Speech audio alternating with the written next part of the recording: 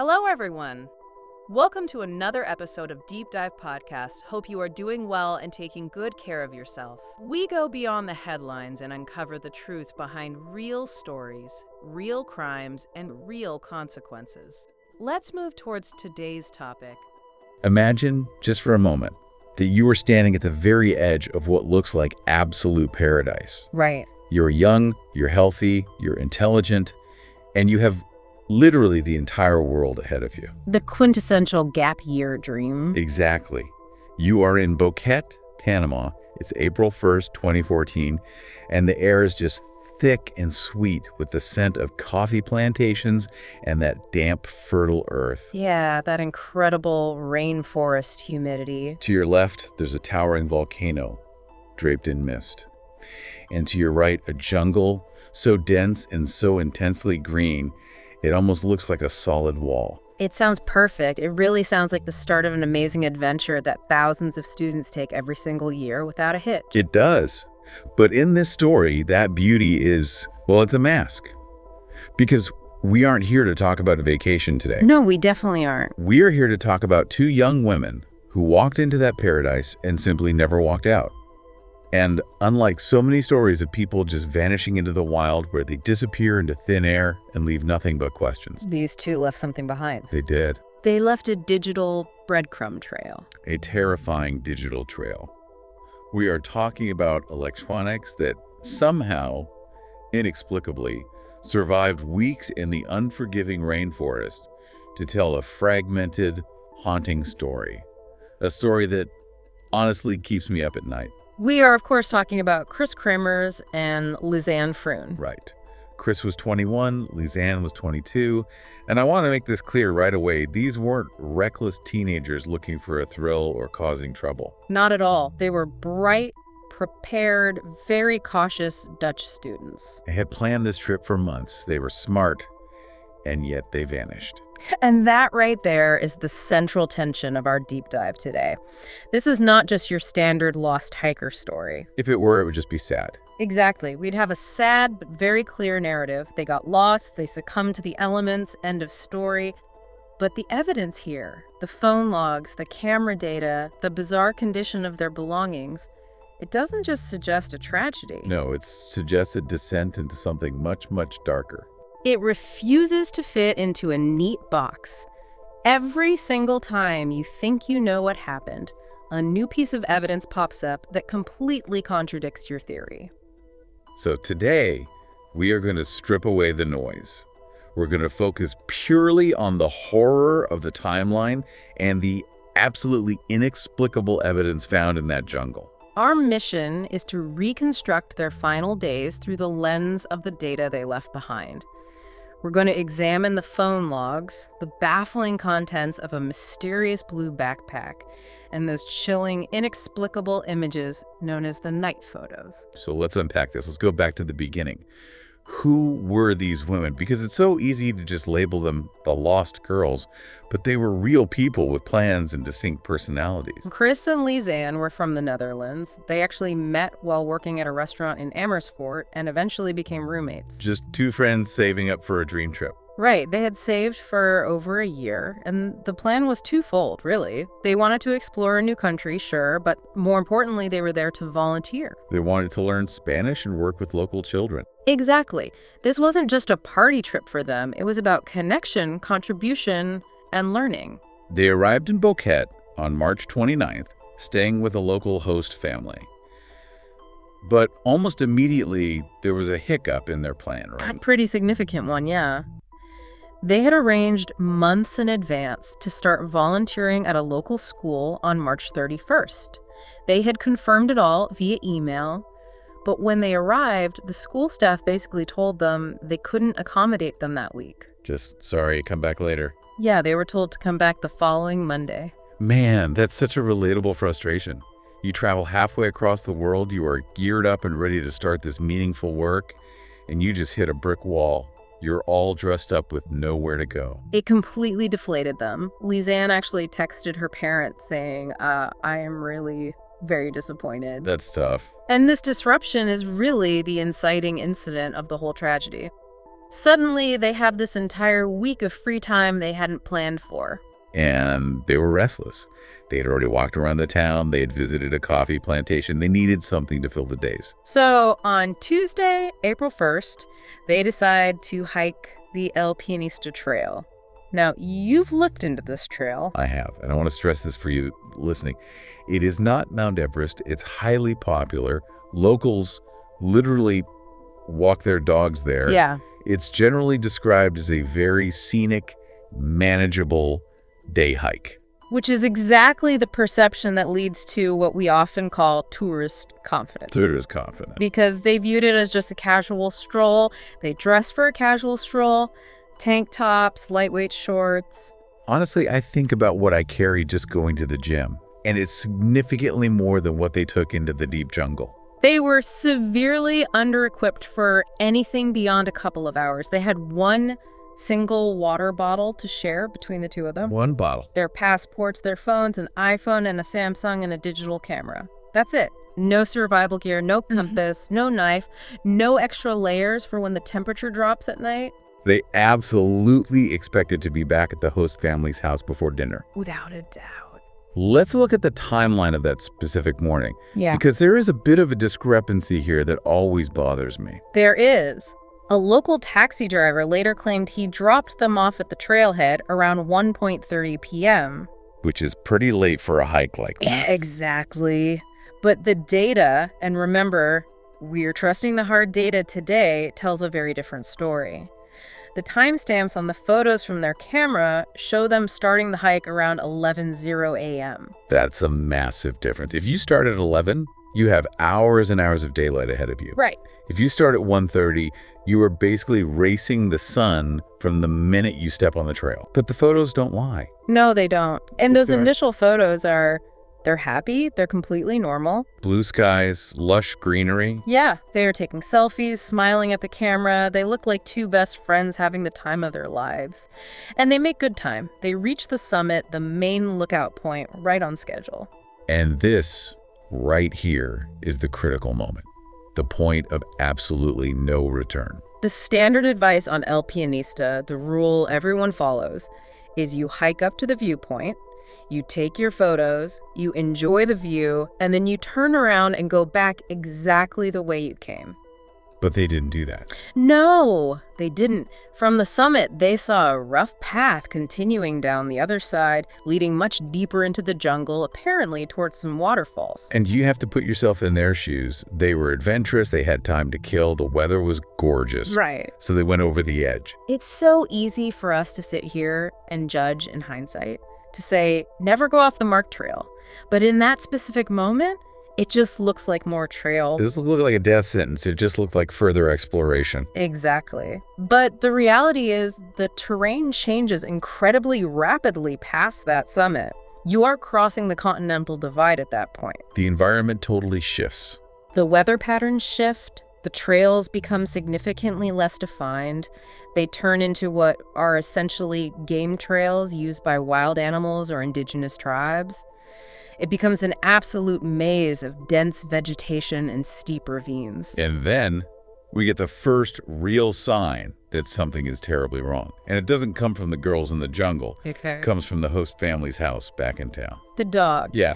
They had actually taken the host family's dog, a husky mix named Blue, with them on the hike. It's almost a classic horror movie trope, but this really happened. That evening, Blue returns to the host family's home, entirely alone. That just chills me to my core.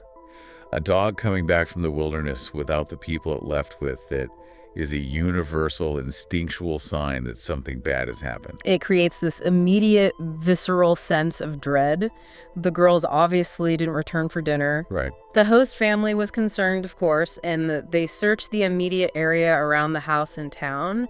But they assumed, as I think a lot of people would, that maybe these two young women were just having fun in town, maybe met some other travelers, lost track of time. They decided to wait until the morning to raise an official alarm. Right. But the terrifying truth is, the girls weren't having fun in town. They were already in the middle of a nightmare. And this is where we transition into the second part of our deep dive, the digital descent. This is where the story shifts abruptly from a scenic hike to pure survival horror. The shift is jarring. We have these happy photos of them at the summit around 1:00 p.m. Then, just a few hours later, at 4:39 p.m. on April 1st, the first alarm bells ring in the phone data. 4:39 p.m. The sun is starting to dip. And in the jungle, under that thick canopy, it gets dark much, much earlier than it does out in the open. What exactly happens in the data? Chris's iPhone attempts to dial 112. The Dutch emergency number. Exactly, the equivalent of 911 in the Netherlands. 12 minutes later, at 4:51 p.m., Lisanne's Samsung tries to call 112 as well. I try to imagine that exact moment. You've been walking for hours. Maybe you suddenly realize you've looped back to the same spot.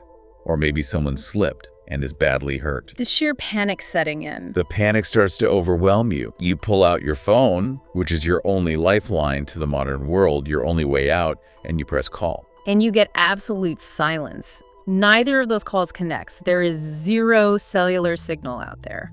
See, that specific timestamp changes the entire narrative for me. This wasn't a case of, oh, we lost track of time, it got dark, and we got stuck. Yeah. They were calling for emergency services in the broad daylight. Something catastrophic happened while the sun was still up. That's a highly crucial distinction. If you just lose your bearings, usually you keep walking, trying to find your way until you literally can't see anymore.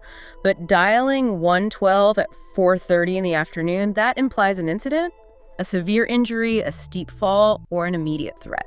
And then this chilling pattern of silence begins.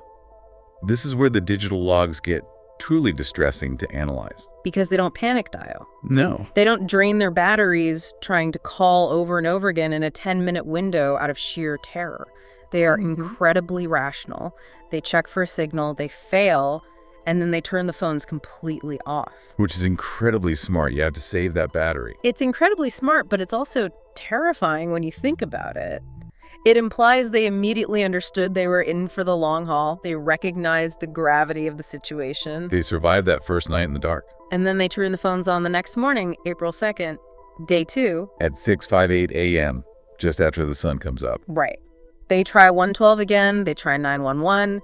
And here's just a heartbreaking detail from the logs. One call on the morning of April 2nd actually connects. It goes through. But for less than 2 seconds. 2 seconds, just enough time to maybe hear a burst of static or a click, a fleeting second of hope, and then just gone. And then nothing. But they keep trying. April 3rd, April 4th. The pattern remains meticulously consistent. Turn the phone on, desperately check for a signal bar, dial emergency services, fail, turn the phone back off. It shows they are seemingly together, still functioning as a team, coordinating their phone usage to maximize their chances. It's psychological horror at its peak. They are thinking so clearly, they are managing their meager resources, but the outside world simply isn't answering. And then the divergence occurs. This is where the data stops being a clear timeline and becomes confusing and incredibly dark. April 5th, day 5. Lisanne's Samsung battery finally drains completely. The phone dies. So now they are entirely down to just Chris's iPhone. One device left. Correct. But on April 6th, day 6, something very strange happens with Chris's phone. It is turned on, as usual, but the person using it enters the wrong PIN code. A wrong PIN. Yes, and not just once, multiple times. They try to access the phone, fail PIN, and eventually the phone is just left powered on to search for a signal without ever being unlocked. Okay, let's unpack this. If Chris is sitting there with her phone, she knows her own PIN. Why on earth would the PIN be entered incorrectly over and over? That is the million-dollar question. And there are a few chilling possibilities. One, Chris is incapacitated, or worse, and Lisanne is the one trying to use her phone. Obviously, Lisanne wouldn't necessarily know Chris's exact passcode. That logically makes sense. 2, Chris is alive but delirious. After 5 straight days of starvation, extreme dehydration, exposure, and unimaginable stress, her mind is slipping. She literally can't remember the number. Her brain is just shutting down. Or there's 3, a third party. It's a terrifying possibility we have to consider. Someone else, someone who isn't Pris or Lisanne, is trying to access the device. Right. But here's the counterpoint to all of that, which makes it even more confusing. You can make emergency calls without unlocking an iPhone.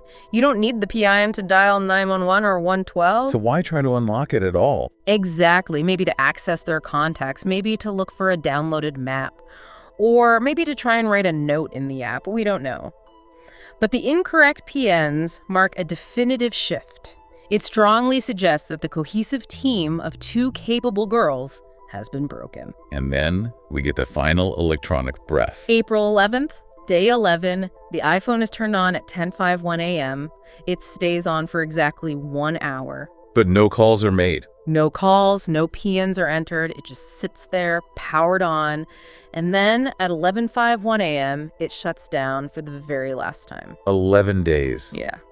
I need you to just sit with that for a second. They were out there in that hostile environment for 11 days. It's unimaginable. It is. And for a massive chunk of that time, nobody had any idea where they were. The official search didn't even fully ramp up with helicopters until April 3rd. By the time helicopters were actually flying over the canopy, the girls were already deep into this horrific survival situation, probably hidden under the thick trees, trying to conserve their batteries. It makes you realize just how incredibly fragile our connection to safety really is. You're literally one signal bar away from being completely, utterly alone. It does.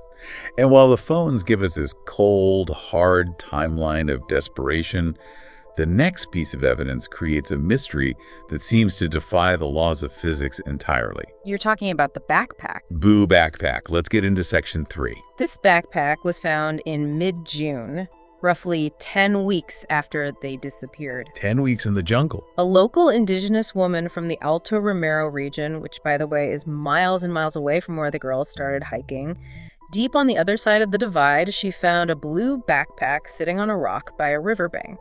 Now, keep in mind the environment we were talking about. Yeah. This is a tropical rainforest. It rains, it pours.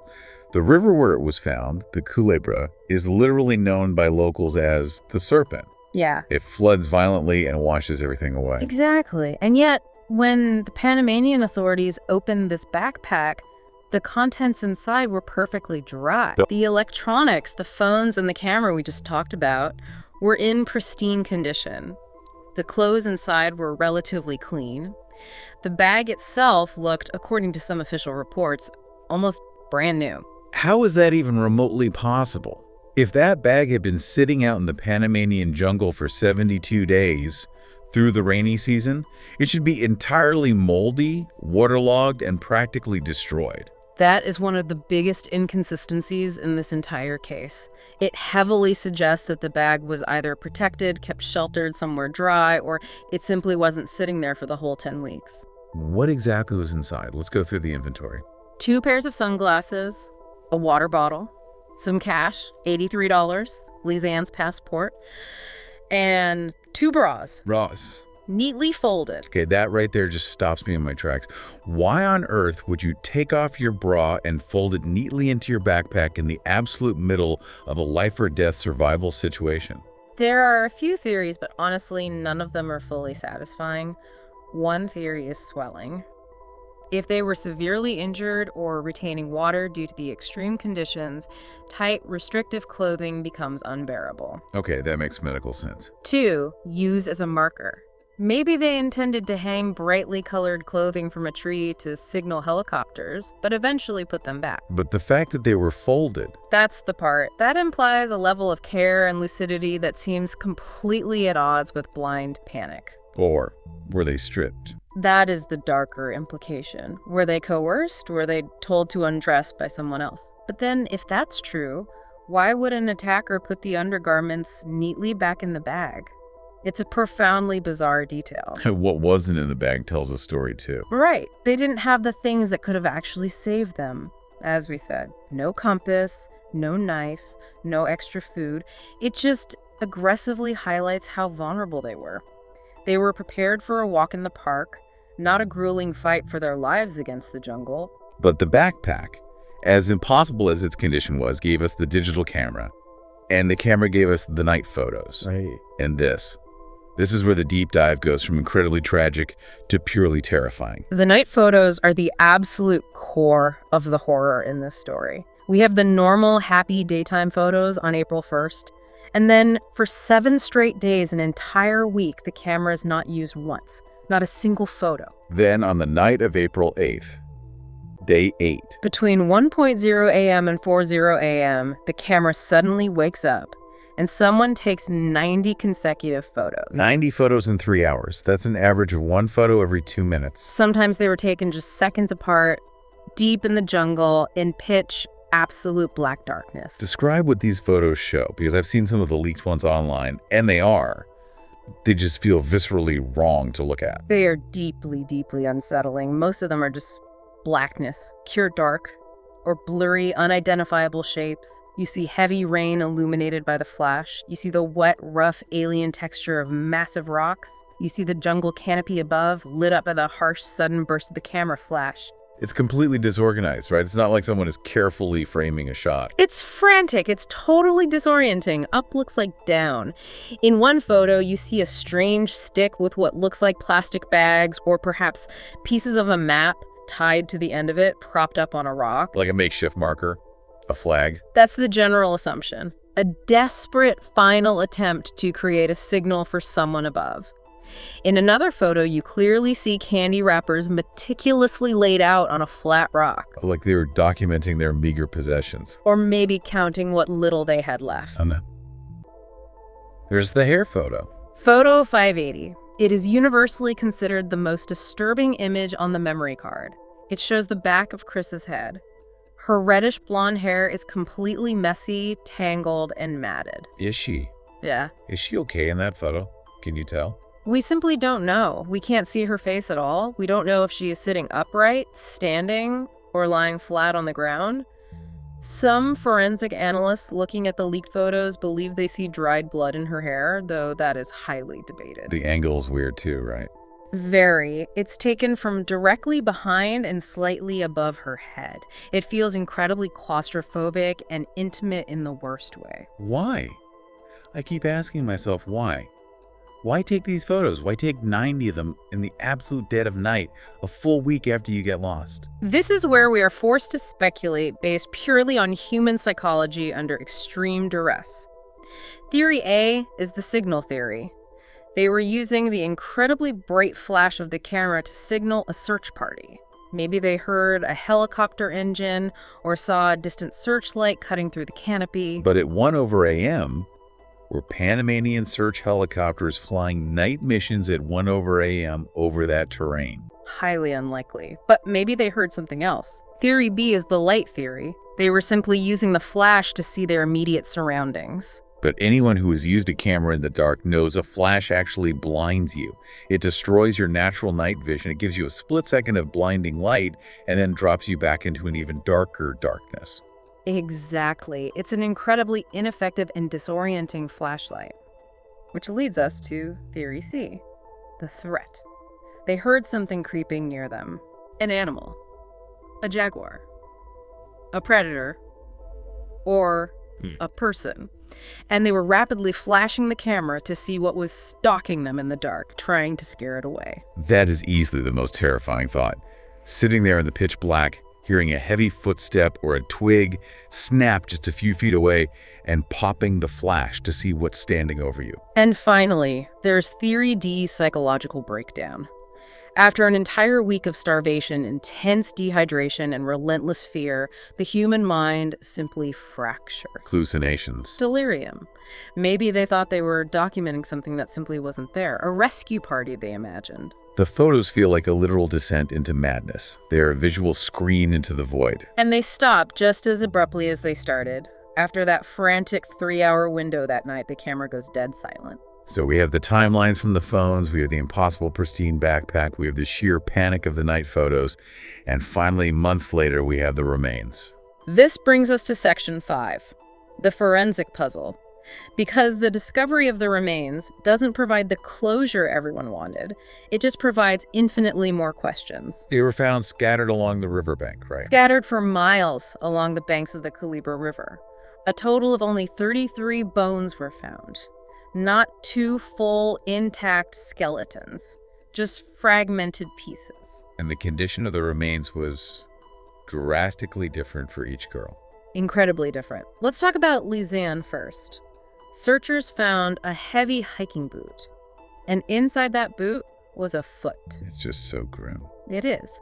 The forensic analysis on Lisanne's foot showed a clean break at the ankle joint. A clean break. What does that specifically tell us? Well, it could heavily suggest a severe fall from a height, a traumatic injury that immobilized her, preventing her from walking out of the ravine.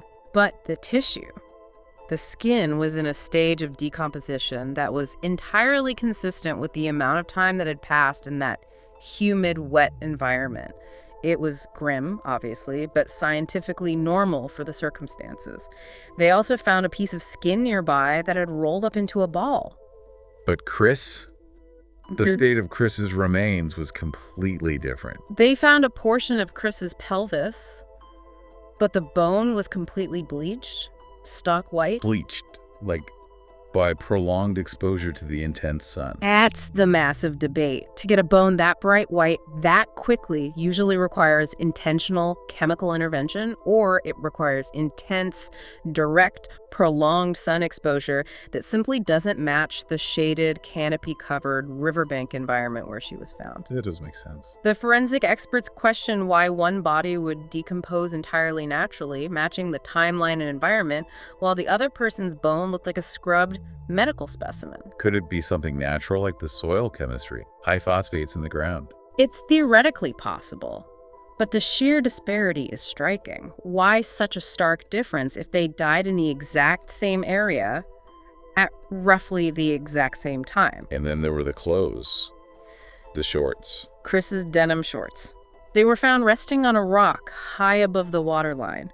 Some official sources and initial reports stated they were neatly zipped and folded. Folded again. Other sources dispute that and just say they were found separate from the remains, but the isolation of the clothing is the key part. If they really were folded, again, we have this bizarre recurring motif of tidiness amidst absolute chaos. First the bras, then the shorts. Why take off your shorts in the middle of the jungle? There is a medical phenomenon called paradoxical undressing. It's a late-stage symptom of severe hypothermia. As the body completely shuts down, the blood vessels dilate rapidly, and victims feel irrationally burning hot, so they strip their clothes off in the freezing cold. It happens often in exposure cases. But do people in the throes of severe hypothermic delirium neatly fold their clothes? Usually, no. Paradoxical undressing is erratic and frantic. People tear their clothes off and throw them. Folding implies intent. It implies fine motor skills and a cognitive awareness that contradicts delirium. Every single answer in this case spawns two new questions. And speaking of things that don't add up, let's talk about the ghost in the machine, Section 6, the missing photo 509. This is the technical mystery that absolutely drives internet sleuths and data analysts crazy. The photo files on their digital camera are numbered sequentially. We have photo 508, which is the very last normal, smiling, daytime photo of Chris looking back near a gully. And the very next photo on the SD card is 510, the very first of the dark, terrifying night photos taken over a week later. Exactly. File 509 is entirely missing. It's just gone. Now, hold on. I've deleted photos on my digital camera before. The numbers don't just permanently skip, do they? It depends. If you delete a photo directly on that specific model of Canon camera, the software will usually assign that empty number to the very next picture you take to fill the sequential gap. Or the gap remains, but the data is recoverable. But here's the kicker. If you plug that SD card into a computer and permanently delete a file from the desktop, the sequential gap stays permanently empty, and the data is gone forever.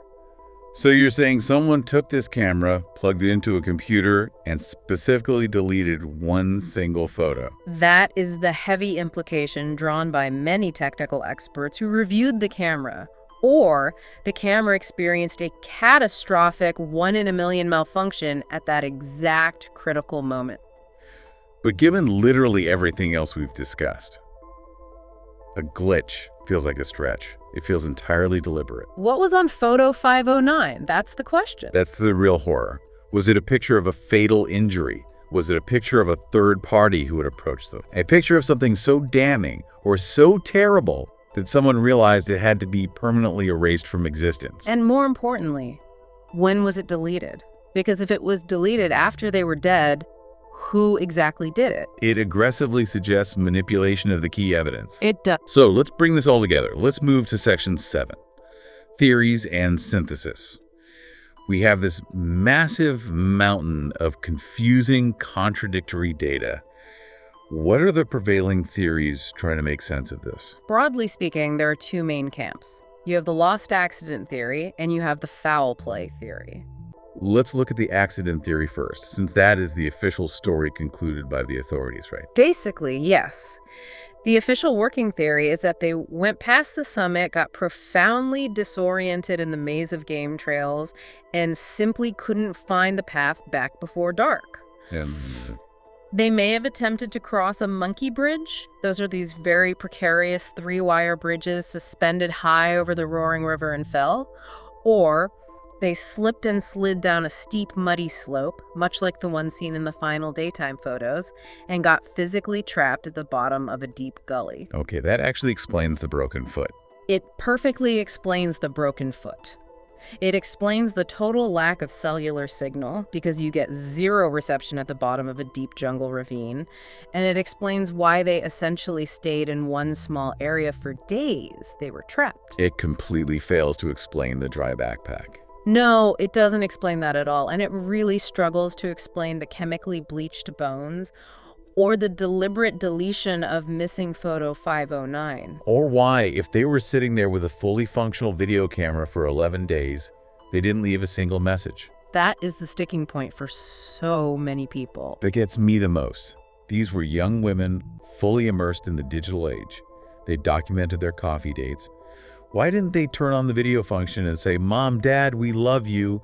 We had an accident. We are hurt. Here's what happened to us"? There are 90 chaotic photos of wet trees and total darkness, but not a single 10-second goodbye video. Which naturally leads us to the foul play theory. The dry backpack is the absolute anchor for the foul play argument. It strongly suggests someone else found the bag, kept it inside a dry house or hut for weeks, and then deliberately planted it on the riverbank later for the authorities to find. The bleached bones suggest chemical involvement, perhaps someone trying to destroy forensic DNA evidence. The missing photo suggests a deliberate cover-up of someone's identity. And the neatly folded clothes suggest direct human intervention rather than animal scavenging or river currents. Exactly. And the fact that they didn't leave a goodbye video, well, maybe they couldn't. Maybe they weren't alone. Maybe they were being held against their will. Maybe that 11-day silence wasn't a strategic choice to save battery, but a strict requirement enforced by someone else. It makes my stomach drop. Yeah. But there is a third option, isn't there? Something a bit more fringe, but heavily discussed by locals. The psychological or even paranormal edge. The El Pianista area has a very dark reputation among the indigenous tribes. Locals speak of ancient spirits that lure travelers off the path. They point to the weird orbs floating in the night photos, right? Yeah, dust particles or heavy raindrops reflecting the flash to a skeptic, but physical manifestations of spirits to a believer. But honestly, even without ghosts, the psychological horror of the jungle itself is a tangible force. The overwhelming feeling of being hunted by the environment itself. It's the terrifying idea that the jungle itself is actively hostile. Or that they ran into someone who wasn't a ghost, but a very real, very human predator who knew the terrain infinitely better than they did. The Panamanian jungle is an incredibly effective place to hide things. Or people. So what does this all mean for us? We have two bright young girls who vanish into paradise.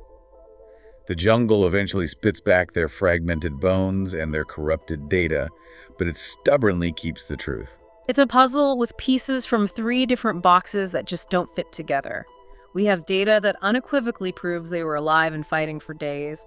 We have physical remains that prove they ultimately died. But the bridge between those two absolute facts is made entirely of silence, missing data, and darkness.